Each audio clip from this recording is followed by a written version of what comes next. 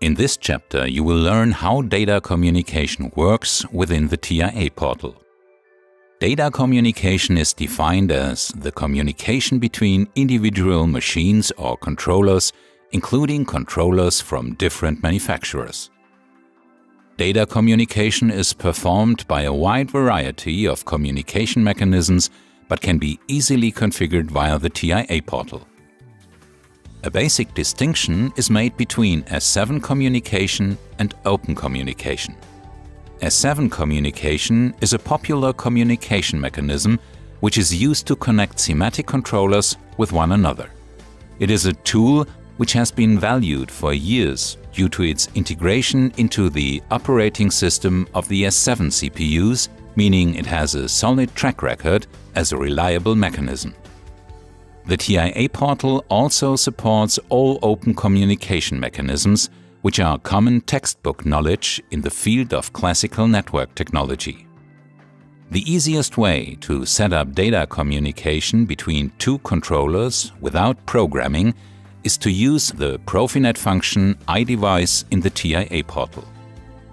Apart from Profinet, there is also OPC-UA.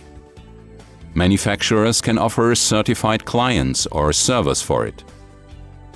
Even these and many other communication mechanisms can be set up via the TIA portal.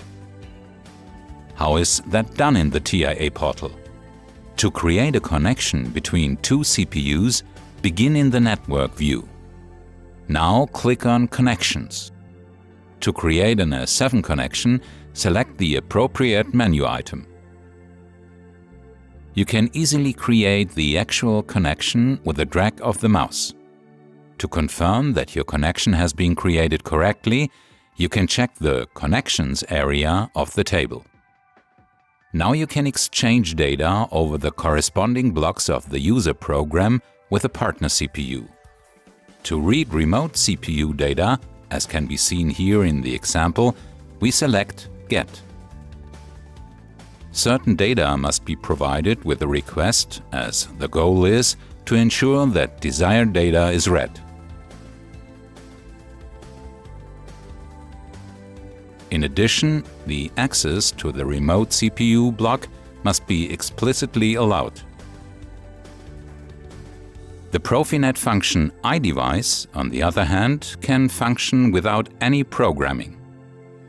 To activate this function, you must first change the mode of the I/O controller to I/O device. In doing so, the I/O controller will become a Profinet I/O device.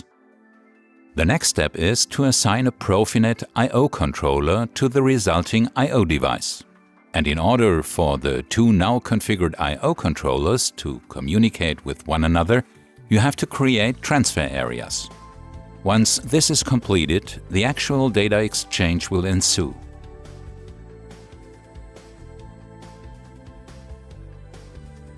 These transfer areas are allocated input and output addresses on both sides.